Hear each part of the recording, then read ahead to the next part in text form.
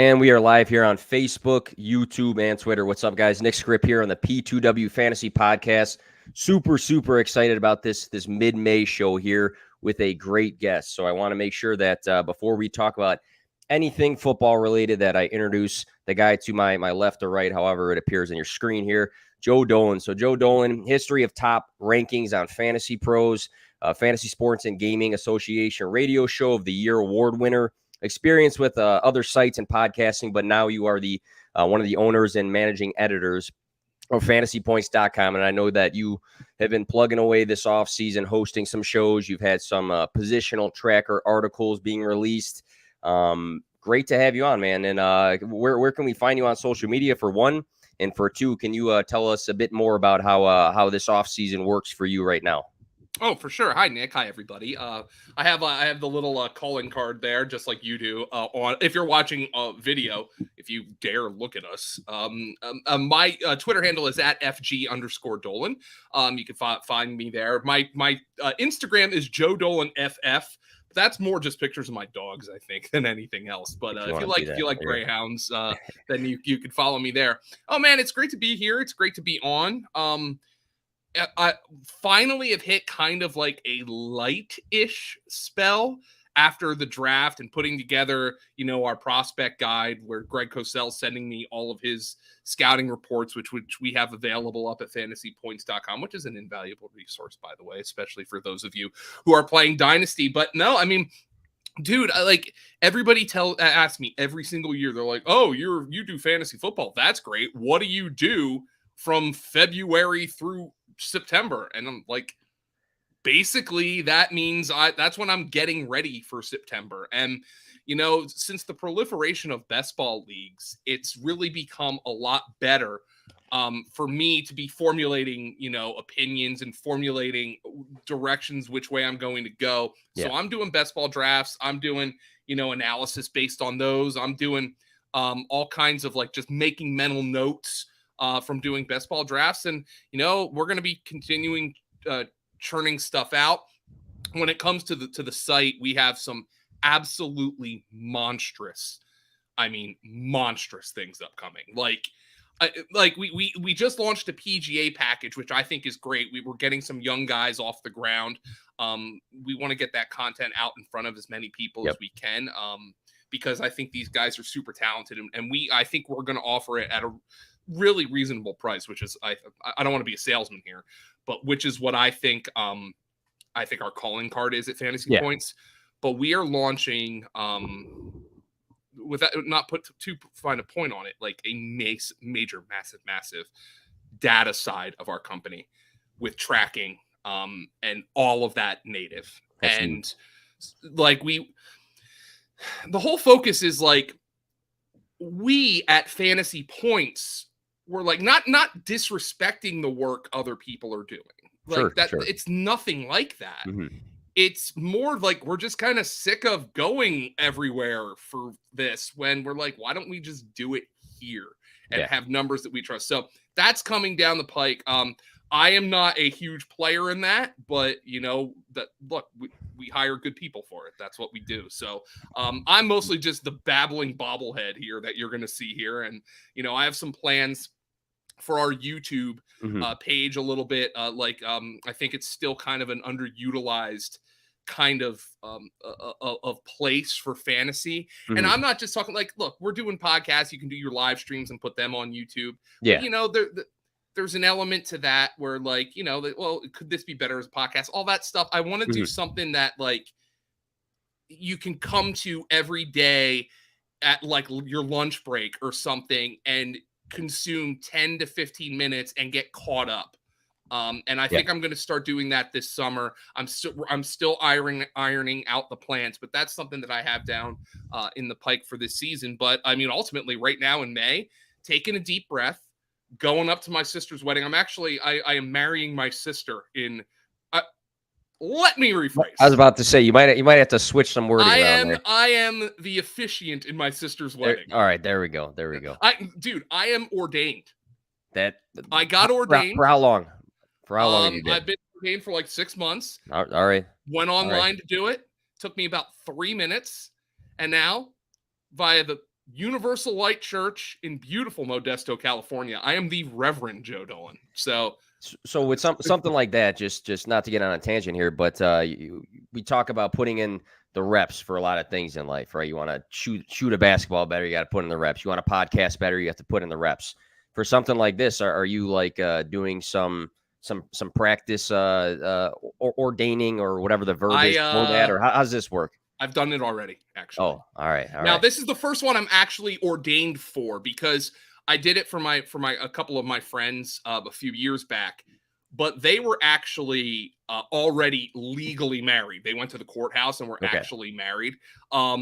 This one, I'm actually like, I think I am the vicar of Christ, I guess, in this marriage, I suppose, which is like probably not what the good Lord had intended. Oh, that is very interesting stuff. Very interesting stuff. So if you didn't have enough on your plate already, you just continue to extend these roles and just keep building on. But it's all stressful to me too. Like, I'm going to Punta Cana in June, like going to the Dominican Republic, and like the first thing that comes to my mind, and let me tell you, this is probably not healthy, but the first thing that comes to my mind is like, I have the franchise focus series that we do at Fantasy Points, which is like basically an article and a podcast for all 32 NFL teams. And I want to do something this year where I do a 5 to 10 minute interview with a beat writer for that team about a fantasy relevant question. Interesting. Well, my brain is like, oh my God, I'm going away for 10 days in June. How am I going to pull this off? So I really need to take a chill pill, but anyway. It's tough. And everybody, a lot of people that just play season long fantasy think that it's very focused on that. But like you said before, there's down times, but then you go from recapping last season to preparing for the NFL draft to recapping the NFL draft to doing rookie drafts, dynasty stuff, and you just keep the ball rolling all the time. But I love the fact that FantasyPoints.com, obviously this podcast is affiliated with the Fantasy Points Media Group. I love the fact that you are like hinting some news of dropping even more stuff for that site, because I speak on it all the time that it has been a one-stop shop for what you're looking for, rankings, projections, articles. You just go down the list, media content, advanced stats, and now you guys continue to add more. So if it wasn't a one-stop shop before, it just continues to be that. So I think that is huge news for you guys there. But if you guys are tuning in, I got some people in the comments already. D Brown, we got Matt Donnelly. There's people chiming in there. And if you want to comment on this podcast, we can't see it from Twitter, so you have to go to the YouTube channel, but you can do it there. But we have a great show here today. I'm going to pick Joe's brain on some dynasty startup, this or that. So taking two guys and asking Joe who he prefers. Maybe we'll talk a little bit about content creating after this, but should be a great show. Really thankful of Joe's time. So stick with us for it.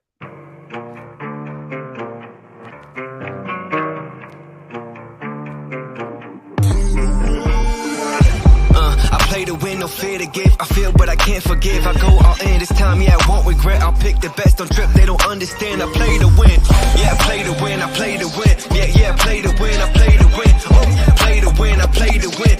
Yeah, play to win, I play to win. All right. So this podcast specifically, we have I have some people that might make some sort of fantasy content. It might be something huge where they're doing this stuff every single day, dropping some sort of set of data or articles or podcasts, or they might just do something casually, but they're curious about what some learning points from creating fantasy content in general. And obviously you've been doing it for a while, so very, very generic question here, but I like to actually ask this question to people that come on the show is what's a piece of fantasy content creating advice that you can give from your experience to somebody that might either be starting to produce some sort of content or thinking about it? I really don't like to go up on a soapbox, because ultimately, and I always feel bad when I'm asked this question because I really got lucky. I can write, I know that's one of the things I can do, and I know, once I started teaching college and teaching journalism, I started to realize what you can write actually means, because there's a lot of people who cannot, and it's glaring. But to me, that wasn't like an overly marketable skill. And like, I guess I can talk a little bit, but like, from my perspective, I really did get lucky. I basically graduated college for me, like to get into this industry at the absolute right time. I graduated in 2008. I immediately took a season-long kind of internship with the Philadelphia Eagles. And right then, John Hansen decided at Fantasy Guru that he was going to expand and wanted some young guys to come on board. And I was, I had written a fantasy column for the Eagles, so I had some experience, but that was still the Wild West, man, of fantasy content. Like, fantasy content was not what it is now. I mean, you've got ESPN and NFL Network producing major shows on their networks about fantasy. That was not the case then, so I got lucky. I got in the door at the right time. And I would have to say, like, from my perspective, it would be, and I mean this as somebody who is not good at these things, Instagram, TikTok, YouTube. Yeah. And I mean, create your voice in that way. It's kind of amazing to me how I've kind of turned into an old head now. I'm 35. I started in the industry when I was 22. And I've grown. Like, I grew in this industry. Like, when we brought Graham Barfield in, at first at Fantasy Guru and then here to Fantasy Points, he had made a brand for himself just by grinding on Twitter. Like, he was way more qualified for the job he got than I was when I got it. So, I got to be honest to you, man, I feel bad when I get asked this question. And I'm just glad I've been able to carve out my miniature slice of this industry, with all the talented people in it. And I mean, like, I just... It's a really difficult thing for me because some people will tell you, oh, you got to be willing to not get paid. And I kind of think that's bullshit. Yeah. Like, and I mean, if you can do that, great. Like, but like, if you're like, like I at the very least, if we have somebody who's writing for our website, like I want that person to get paid, so I always say that if you think you can do it and you're privileged enough to do that, by all means, understand that it is probably privileged for you to do that. But, I know what it's like to work in the industry. Like when I started with when I was with the Philadelphia Eagles, I did not get paid very well. I mean, I got paid. Internship though, right? You said? Yeah. I mean, I was living in a bedroom with 3 guys I didn't know, in a house with 3 guys I didn't know, because I had to, just do that. And I'm eating Wawa every night. I'm gaining fucking weight, I understand what it's like to have to do that. And, and it's not, look, would I do that again? Absolutely. Like, dude, I was in an NFL locker room at 21 years old. Okay. A little different than what I think I was doing at 21, to be honest. Oh, believe me, I was doing a lot of what you were doing at 21 too. All right. Fair enough. There was a balance there, but, I was doing that at like 25 and 26 too. Like, so I think I was doing that at like 28. I just turned 30. So things are different for me now, but go ahead. But no, like to me, I got lucky. And, the only thing is I hope I can help other people get lucky just in that regard. You know what I mean? So, but to a degree, not say you weren't lucky, but to a degree, you kind of put yourself in positions to where you were doing some sort of work in the industry, and it kind of just fell into, it sounds like it fell into the next opportunity and the next one. Right. And I mean, I think, not to say you weren't lucky at times, but I think some people might say, oh, this guy got lucky because he was just tweeting a bunch of stuff. And then one day somebody was like, get this guy, on my podcast and pay him a bunch of stuff. No, you were doing a bunch of I mean, like, also, and for lack of a better term, be obnoxious, tweet at people, engage. I don't do enough of this, by the way. I don't engage enough. Like, I tweet a lot because I always have to have diarrhea of the mouth or fingers or whatever. Mine's turning all the time. Yeah, but I don't necessarily engage enough with like somebody putting, like, for instance, we're gonna do over the next couple of minutes, we're gonna do this or that for the Dynasty Star. I don't engage enough on that stuff on Twitter. Like, no, do that stuff, man. It's like just like be annoying. Like honestly, like, in ways you almost want people who might be in the industry or just like are consuming content from fantasy. Sure. Not even necessarily somebody who's has any angles to be in the industry, but somebody who we want to be able to reach out to and market ourselves to, or just engage with. Somebody who has a job where fantasy football is their escape from that job. Those people, you know the meme, the sickos meme, where the guy's looking in the window and he's got a t-shirt that says sickos, and it's like, haha, yes. We like the people who are the sickos who will be watching a fantasy podcast on May 16th at 7:16 p.m. Eastern time. Yeah. Those are the people. Be like, make those people think, oh, this fucking guy again. You know, he's coming up in this conversation, right?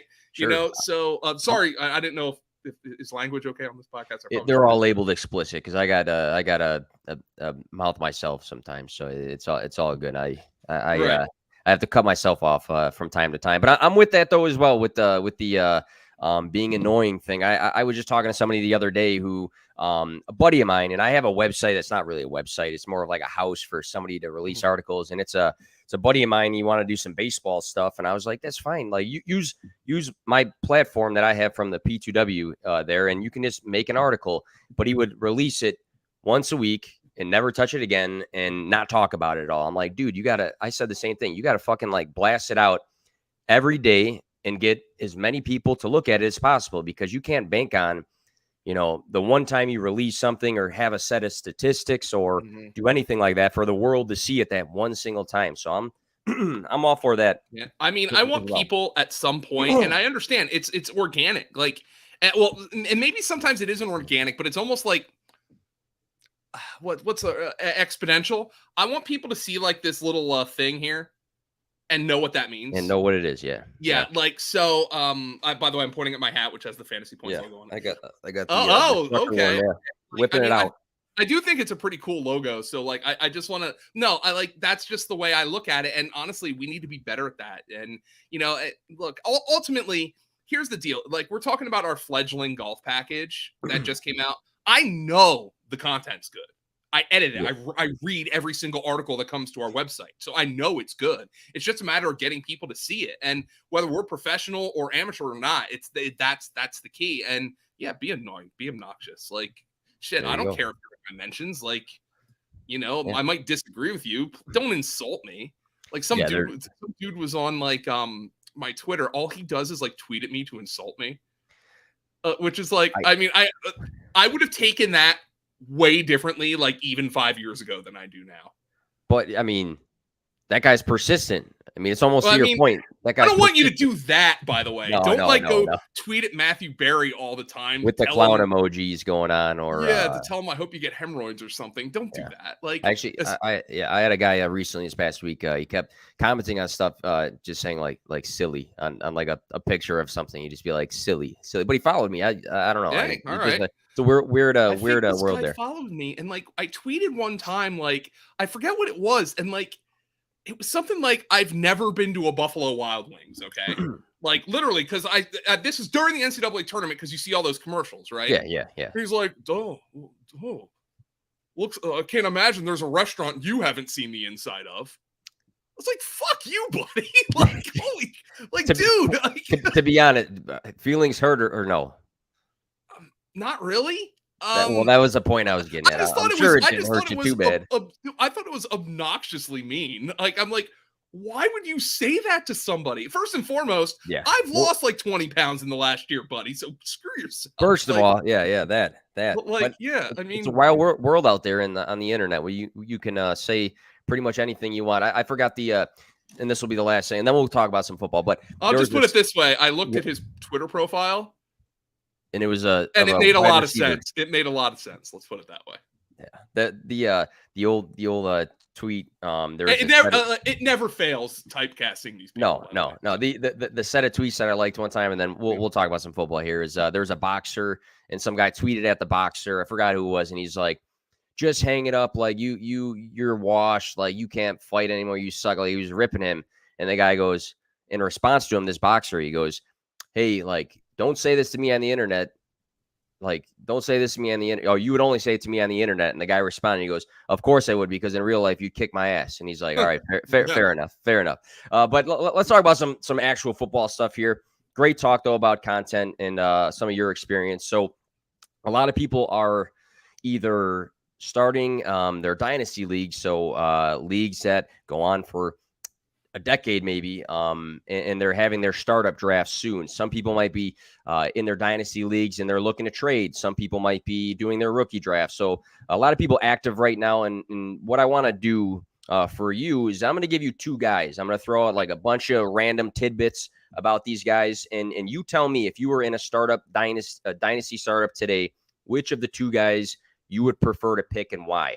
And if you are listening to this podcast and you play in a dynasty league and you already had your startup, maybe this gives you some incentives to go trade for one of these guys if you like what Joe or I have to say. So let's kick things off here. So first set of guys here, Antonio Gibson we'll talk about first. Actually, I was all creative earlier and just like typed out these. We can put it on the screen right there. Oh, look at that. Everybody knows what we're talking about now. So look at Yeah. that. Didn't go as far as a graphic or anything, but we'll go with that. So Antonio Gibson, 12 spot finish for PPR the last 2 seasons.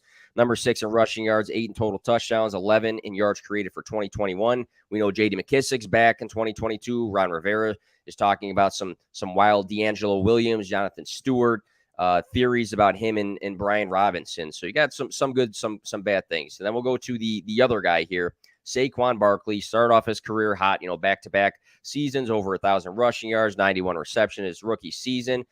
Fun fact, only Jalen Waddle, Anquan Boldin, and Michael Thomas had more receptions as a rookie. But the past 2 years, only 15 games played. He had the ACL tear, and then he was battling some other injuries. So some pros and cons to both of these guys, and I feel like they're both kind of polarizing. People are kind of in, kind of out, maybe somewhere in the middle. So for you, Joe, Antonio Gibson or Saquon Barkley? Saquon. And I understand the injuries, but he's done something for fantasy that we only wished Antonio Gibson has done. And Washington has essentially told us we don't want Antonio Gibson doing that because they re-signed J.D. McKissick. They actually made it a point to bring McKissick back after they had reported that he had left for Buffalo. Yep. They drafted Brian Robinson in the 3rd round. Saquon right now, he has the backfield to himself in New York, basically unfettered, behind a significantly improved offensive line. Mind you, Washington's offensive line got worse this offseason. The NFC East has great offensive lines in general, maybe the best of any division, but I think people are so down on Saquon. I'm going to go with the guy who's done something we know. Now, I totally understand the other side of this equation, but I'm just not buying Antonio Gibson right now. I think there's things that he has struggled with, and not like terribly, but maybe remember he's kind of new to the running back position. Yep. Maybe this will come back to bite me with Saquon. Saquon last year of his deal, but could he end up going somewhere else? And what if he has like a little bit of a renaissance year and then commands a market? I like Saquon better for this year straight up, and that probably is a little bit of the tiebreaker for me in this one. Do you think that because of, and this could be the same sort of conversation for like a guy like Christian McCaffrey, but we won't dive into his case, but do you think that people too often don't know how to draw the line between a guy is not good at football or lost a step or is not as good as we think, and they were just like injured? Because I feel like that's the case with Barkley. I feel like we've seen his profile as a prospect. We've seen him his rookie season, but now you got these people that will voice that they think he's like bad at football, but he was just injured at football. Yeah. And like the thing about Saquon is I think his style, like the Barry Sanders-ish, style lends itself more to the, oh my God, he's bad at football takes. Because I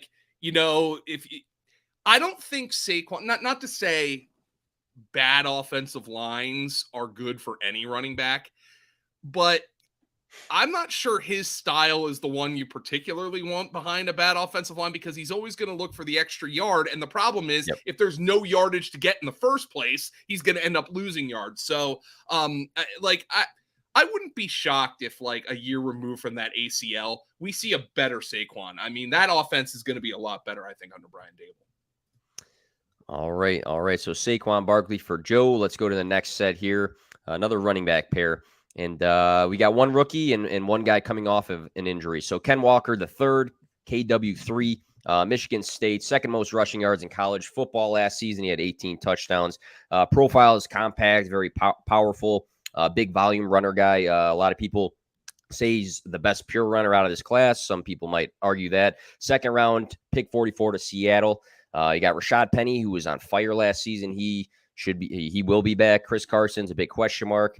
And then the other guy I want to have the contest here for J.K. Dobbins. So following the bye his rookie season, he began playing over 50% of the snaps. If we count week 17 as a fantasy week in 2020, he was the RB10 overall for weeks 11 through 17 and averaged 17 fantasy points. So heading into this past season, he had the ACL injury, and there's a chance he starts camp on the PUP list. So that's up for grabs there. But two guys here, a rookie and a guy coming off an injury. Who do you prefer out of these two? This one's super easy for me. It's Walker. Younger, Graham Barfield thought he was the best runner in the class. I know Greg Cosell thought Brees Hall was the better all-around back, but I think we've seen a lot of these guys in college just not be asked to catch the football. Who's to say Kenneth Walker can't do that? Mm-hmm. Now, the interesting thing, by the way, you did a really good job picking these because these are two guys who are in run-heavy offenses. I'm just going to go with the guy who doesn't have the torn ACL. Let me just throw that out there. And somebody who I think is probably, just based on my study, a little bit more gifted. Here's the thing, though. Dobbins and Walker are two guys I've been kind of targeting a lot in early best ball leagues. Sure. Everybody's like, oh, I don't know what to do with Walker. And then everybody said that. And now all of a sudden he's a 7th and 8th round pick in best ball leagues. I was like, all right, well, if that's the case, then I'm going to have a ton of Kenneth Walker. If J.K. Dobbins is going to fall to the 5th round, I'm going to have a lot of J.K. Dobbins based on that offense. But I'm going to go to the guy with the cleaner medicals right now. So with Walker, and it was interesting because I thought before that everybody was referring to him as Kenneth Walker, and now everything's Ken Walker. So I think he's in the NFL now, and he just said it's Ken. He doesn't mind Kenneth, but he prefers Ken. Okay, all right. Because when I was first seeing everything, it was all Kenneth, but Ken Walker. But I have to ask about Penny. How big of an impact do you think Penny is? Without diving deep into the analytics and this and that, do you think it's going to be a big committee year one with these two guys, or what's your thought process? For as long as Rashad Penny can stay on the field. Yeah. I mean, he's still only 26. It feels like he's been around forever. But you want to talk about a guy with medicals, they signed him to a 1-year deal. If Kenneth Walker comes out this year and is excellent, they're not going to bring Penny back, or they're going to bring him back as a backup. So there are so few guys. And I guess you can maybe argue Dobbins is one of them, although Gus Edwards is coming back as well. There are so few guys who you could say, oh man, that guy's got the backfield to himself. It's just not the case anymore. Yep. That's how the league has been evolving, especially with one of the next two guys here. But last set of running backs we'll do a this or that for. But this one's interesting to me. So Brees Hall, Iowa State, he had back-to-back seasons above 1,400 rushing yards. He was a Heisman candidate 2 years in a row, 24 straight games with a touchdown, which was a record, 82 total receptions in college. 36 overall pick to the Jets, lands on a team where Michael Carter exists that have some people concerned, maybe not, but he seems to be the consensus 101. I was going to say in Superflex, one quarterback seems to be that way in any sort of format. But Joe Mixon on the other side, career year in rushing yards, rushing touchdowns, receiving yards, RB3 overall finish, number 3 in rushing yards, number 4 in total touchdowns, number 7 in evaded tackles, 8 in yards created this past season. They have a core in this offense of Burrow, Chase, Higgins, Boyd, just added Hayden Hurst. Interesting question because maybe people haven't drafted in their rookie drafts yet, and you're weighing out Joe Mixon or the 101 here, but which of these two do you prefer? I'll take Mixon, and I'll take him by the narrowest of margins. This is the one that I like it that way, because I'd rather you say something like that, or just go question to question and be like, this one easy. For instance, let's put it this way. If let's just say I have a good Dynasty team that I think's got a shot to win the championship this year, and I just drafted Brees Hall, and somebody offered me Joe Mixon for him today, I wouldn't take that trade. Interesting. But if I had to pick between the two in a startup, it's just one of those, I always say this on the radio or on the podcast. I hate when people offer me 50-50 trades at the same position. Lateral movements. I'm against it. I'm not smart enough to make that call. Now, maybe if you're like, hey, I need to win this week, and I have Breece Hall and I love him, but he's on bye. Somebody's offering me Joe Mixon. Well, maybe that's something that Sure. changes the equation for you. But if we're just talking startup dynasty right now, here's the deal. I know Mixon's done it. I know what kind of offense he's on, and they took care in the big way. Their biggest weakness this offseason, the offensive line. I think the Jets have a shot to have a good offensive line. But I mean, like, if you were to tell me right now in his first 5 seasons of the league, if I were to tell you this right now, Breece Hall would have 3 seasons of 1,100 plus rushing yards with 35 plus receptions. Any Breece Hall dynasty owner is going to be like, hell yeah, sign me up. Joe Mixon's already done that. Joe Mixon's only 25 years old. Yeah. Yeah. I think we think he's older than he actually is too. And you he also was a mentioned young prospect. Yeah. Yeah. Yeah. You also mentioned guys, it's not very common anymore for guys to be like the guy and not really have somebody else cutting into the work. And you might look at, what happened last season when he went down, but when he was active, it wasn't like, we're going to be worried about Chris Evans cutting into the work like crazy, or he was a P. Ryan. Pick. Yeah. Well, what about for Breece Hall before we move on though with Michael Carter? I know this has had. I'm not going to say people concerned because he's still going as the 101 in almost every dynasty rookie draft I've done. But what's your thoughts on Michael Carter? Because some people say, well, maybe he's the receiving back, but then other people say, well, Breece Hall can do that. So, what's your thoughts? I mean, look no further than Joe Mixon, who was a great receiver coming out of college. And the Bengals have just never given him that. Not to say he doesn't do it. Like I said, he has 3 seasons of 35 or more catches. He's got 4 seasons in 5 years of 30 or more catches. The only time he didn't do that is when he missed 10 games 2 seasons ago.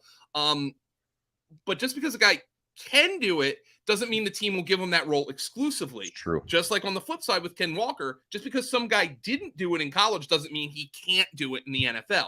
So, like, I look at those both of those ways. I mean, Joe Mixon, he couldn't get more than 42 catches last year, and they're using freaking Samaje Perine on passing down. So, like, for instance, like if Breece Hall came out and caught 43 passes this season, you'd be pretty freaking psyched about that. Absolutely. And they can still use Michael Carter and do that.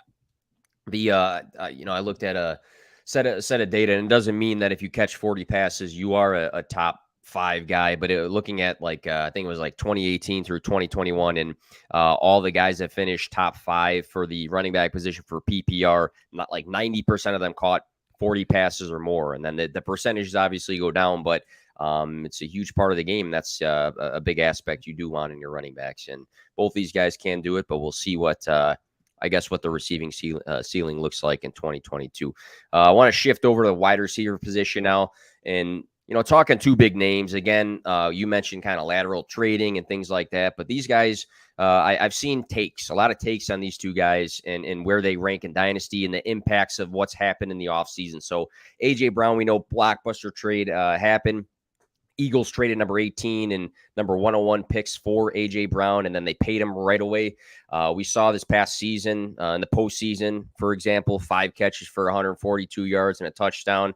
He had 145 versus the 49ers, 155 versus the Colts, 133 versus the Chiefs. So obviously this guy can take, 5, 6, 7 catches and have that amount of yardage. So we know the ability. Mm-hmm. On the other side, CeeDee Lamb lives in a world now without Amari Cooper, who is now on the Browns. Wide receiver 15 in 2021, averaged 15.1 fantasy points. Wide receiver 20 the season before, so he stepped up a bit there. 231 targets, 2,037 receiving yards, and 11 touchdowns across 2 seasons. I've seen through the offseason these guys get ranked anywhere from like 3 to 5, but now things change, and I'm curious to see how you weigh these 2 guys out. Yeah, I think A.J. Brown's probably the better player. I think he's probably the more ideal guy of what you look for in an alpha number 1 wide receiver. But CeeDee Lamb is 2 years younger. It's not like he hasn't produced. Mm-hmm. And he's in an offense where I just trust the quarterback more. And now Jalen Hurts has everything around him this year to be successful. The Eagles have 2 first-round picks next year. But CeeDee Lamb's younger. He's attached to an offense where you know that at the bare minimum, Dak Prescott's going to be a good quarterback. I don't know if he's elite or whatever that means, but at the bare minimum, he's going to be a good quarterback who can throw the ball. I'll take Lamb here.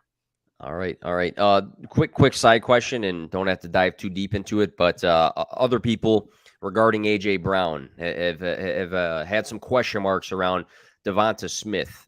Does AJ Brown's presence for you with Devonta Smith, has it changed your view of him in Dynasty at all, or are you about the same with him? I'm on Devontae. Yeah. Oh yeah, I'm about the same on him. And let me do this to compare. Just to throw you a curveball, of course. Just to, like, because we don't know who the Eagles quarterback in 2023 is going to be. If it's Jalen Hurts in 2023, I'll assure you Jalen Hurts played well in an offense that's going to throw the ball more. The Eagles are going to throw the ball more. They did what they did last year out of necessity. They do not want to play that way. And if they can't play that way, Jalen Hurts is gone. Like, I'll guarantee you that. And they'll use their assets to get a quarterback next year. The Eagles were the run heaviest team in 2021. Okay, let's flip over to maybe the closest facsimile that we can think of. And it's one that AJ Brown already played in, by the way. The Titans were the third run heaviest team in 2020 with a quarterback who's a little bit better passer in Ryan Tannehill, probably a lot of bit better passer, quite frankly, but also significantly lesser as a runner. But they had Derrick Henry, so that throws things in. AJ Brown had 70, 10, 75, 11 in 14 games.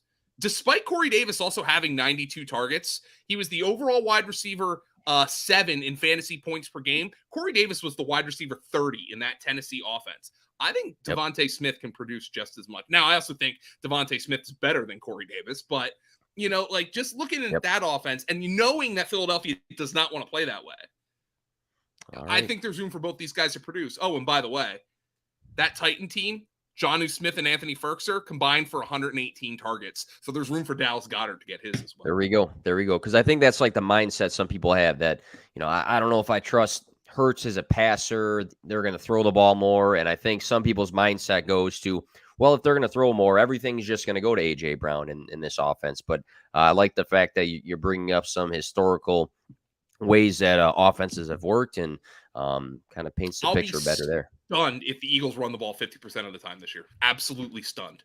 But I think, by the way, I think they're going to give Hurts every opportunity, every single opportunity. I agree. But if he can't do it, they will go to Minshew and then they'll replace him next year. But I don't think that's going to happen with Hurts because of the respect he's got in that locker room. But they do not want to play that way. I'll tell you that right now. And they've invested too much to not, to steer off of the direction that they're going. They've just invested too much the last 2 seasons.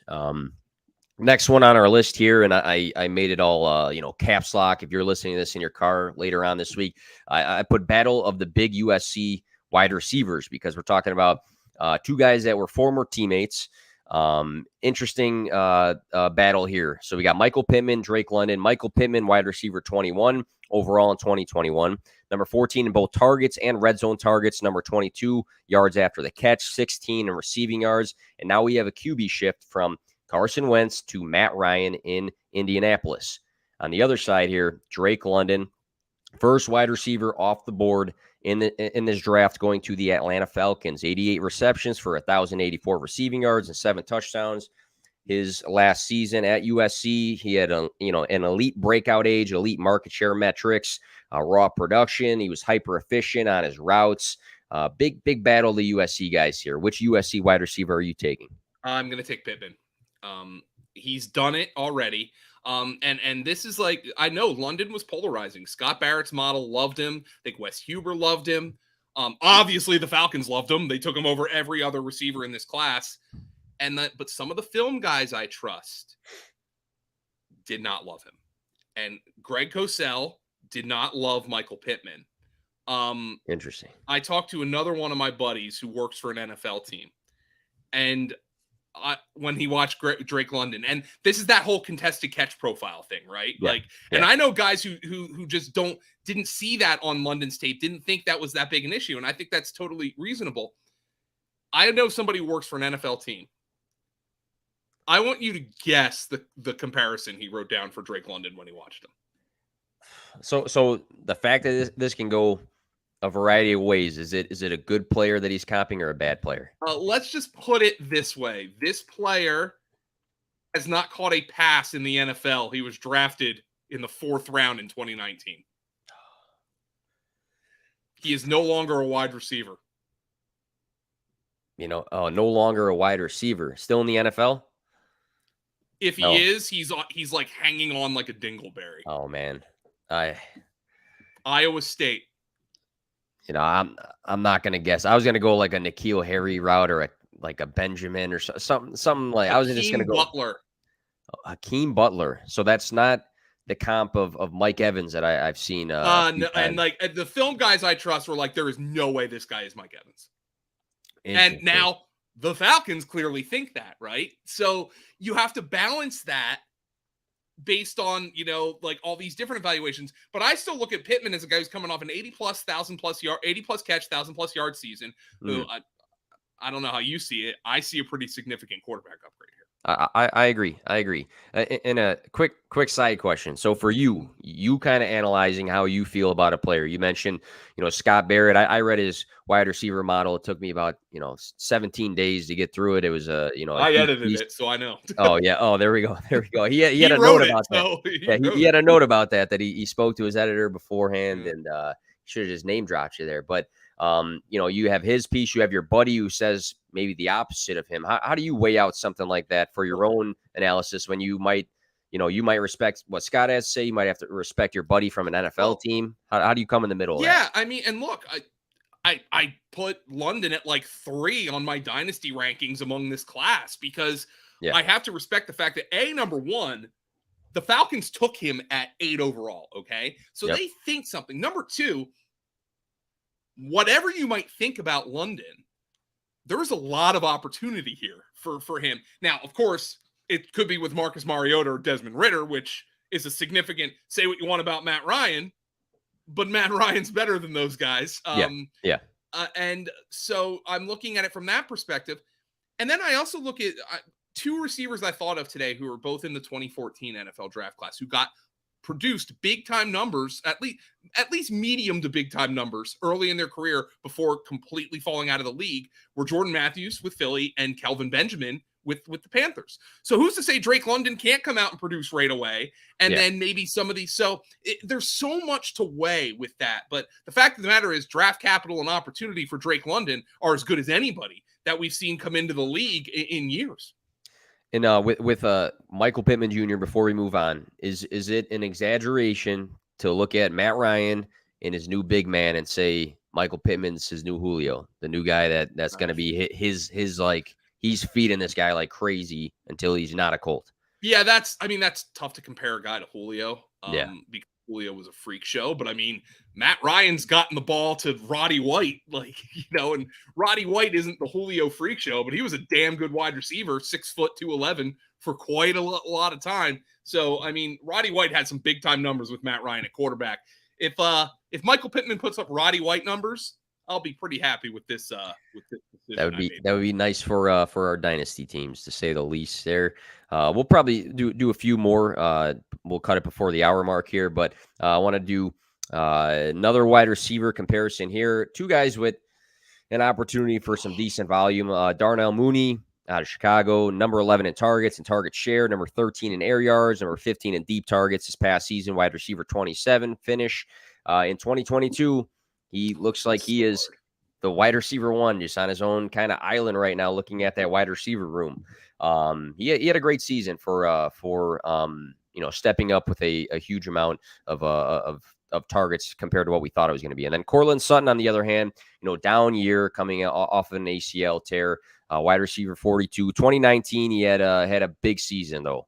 If we go backwards, because we had the gap where he was hurt. Wide receiver 18, he had over 1,100 receiving yards that year. Now we got Russell Wilson in town, and it's going to be the best quarterback he's ever played with. There's question marks right now because some people like to do this guy or that guy, but with guys on the same team between him and Jerry Jeudy. There's been some stuff going on with Jerry Jeudy that we're not sure what the outcome is going to be like. I actually have a guy coming on who's like the fantasy lawyer that I'm going to drop later, but we're going to talk about that. But yeah, this is an interesting one though for you, Darnell Mooney or Courtland Sutton.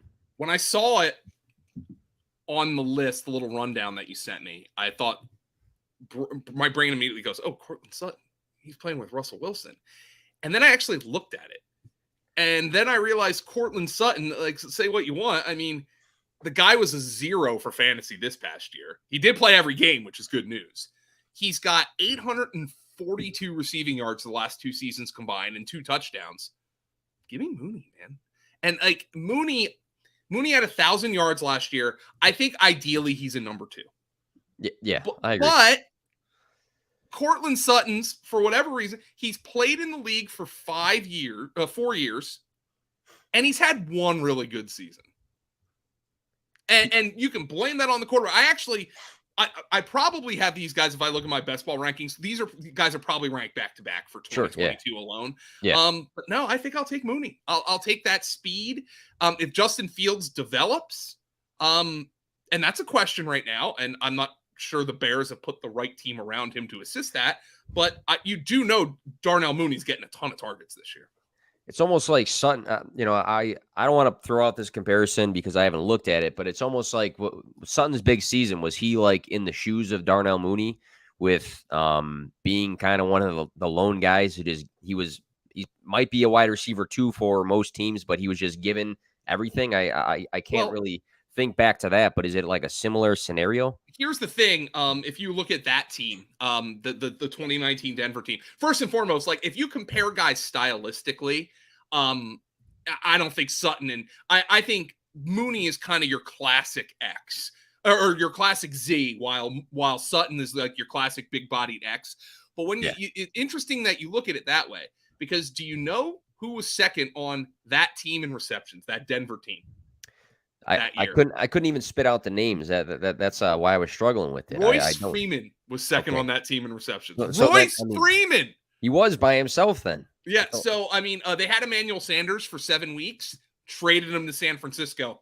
Remember? I remember that. I do remember that. Yeah. So the number 2 wide receiver on that team, Royce Freeman, was Deshaun Hamilton with 28 catches.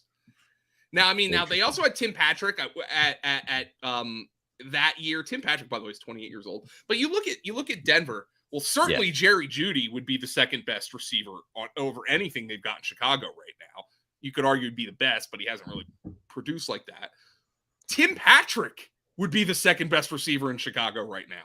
Like, I mean, I agree, 100% agree. Hell, KJ Hamler might be the second best receiver in Chicago. I would agree to that as well. Yep. So, I mean, I have to look at a guy in Darnell Mooney who, like, the track record's not long, but it's not long for Cortland Sutton either. All right. Let's do one more, and then the rest of them, I'm just going to spit them out, and you give me your one-word answer. But this one's interesting to me because it's 2 guys on the same team, and I'm kind of juggling my thoughts about who's going to line up where, who's going to be the wide receiver 1 on this team. It's tough for me because like Scott and Scott and I have talked about this before. I'm a big Elijah stan. I had the jersey right away, everything, but I got to respect Garrett Wilson, number 10.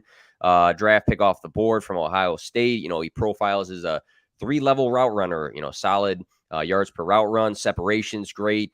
A lot of people labeled him as the safest wide receiver in this draft class. And then we look at Elijah Moore on the same team. He hit 20+ fantasy points 3 times with 4 different Jets quarterbacks, which kind of says a lot. But week 7 through 13, he was the wide receiver 3 overall, averaging 17.7 fantasy points. And I've been juggling this. Like, is there going to be a clear? Is it a 1A, 1B? Is it a 1? Is it a 2? Is one of these guys going to always be in the slot and the other guy's going to be out wide? Who's going to line up where? I got all these questions, but for you, Garrett Wilson versus Elijah Moore. I'll take Wilson only because I think his ceiling is like Stephon Diggs, and this is going to be this is probably the hardest one you've asked thus far. Moore had a great second half of the season, but ultimately, I mean, he had 538 receiving yards. It's not like he was rookie Randy Moss out there. So I'll take Wilson, who I really trust and like as a prospect, over Moore. This one is so freaking hard, though. I mean, let's be honest. Do you think with the I saw Greg Cosell also had, or he had the, he liked Moore, by the way. So this is one where this isn't like Cosell, where I knew he liked Michael Pittman. Like, if he were to evaluate those 2 guys, he would say he liked Pittman way more. I don't think he'd say he liked Garrett Wilson way more than Elijah Moore. Interesting. I just think, based on his tape study and the Stephon Diggs comp, Greg doesn't look at what other people are comping. He doesn't give a shit about that. Yeah. Like the only one I do know is that he said, I thought the Mike Evans comps were ridiculous for Drake London. But a lot of people compared Wilson to Stephon Diggs, and Cosell was like, yeah, I think he's Stephon Diggs, or could be Stephon Diggs. So I'll go with the guy with the top 10 draft capital, who I think's got a shot to be a really big time NFL receiver. Do you think, in I don't dive deep into this, but do you think that these guys are going to switch off who lines up out wide and in the slot? Absolutely. Yeah, I thought so too, because people were telling me, you know what, Garrett Wilson's going to kick Elijah to the slot. He's always going to be there, or vice versa. I heard some people say Elijah was awesome out wide. I think it's going to be a mix. They can win in different places. They can win in different ways. Yeah. Why would you put a guy in motion? Why would you restrict yourself like that? Just line up these guys in the same spot when they can both do multiple things. Absolutely. All right. So one word answer. Here's the rest of them. Okay. One word answer, and then we're going to close this show out. Marquise Brown or Amon-Ra St. Brown dynasty startup? Brown. Right. Not the secular Brown, not the Saint Brown. That's a tough one too, but yeah, I'll take Hollywood. All right. Trey McBride or Brevin Jordan? McBride, easy. I'm a huge McBride guy myself. And then last one on the list, Derek Carr, Kirk Cousins. Derek Carr has the better shot to be a starter in 2023, so I'm taking Carr. All right. Well, if you guys listen to this show live, appreciate it, or driving in your car, or however else you consume your podcast, Joe, really appreciate your time. What's coming up for you that you want to drop before we close the show? At FG_Dolan, just follow me up there. Fantasy Points has so much stuff working on behind the scenes. I'm going up to be a reverend here shortly.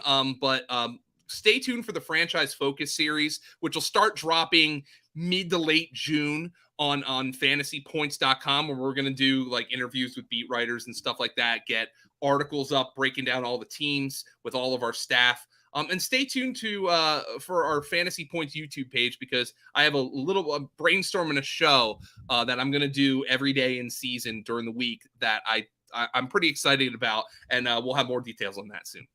Awesome stuff. Great stuff to look forward to there. You can catch this podcast live again on Thursday. Going to host Drew Davenport. We're going to talk about some legal cases going on between guys like Jerry Jeudy, Alvin Kamara, and the fantasy impacts of that, because he dives into that, and excited for that.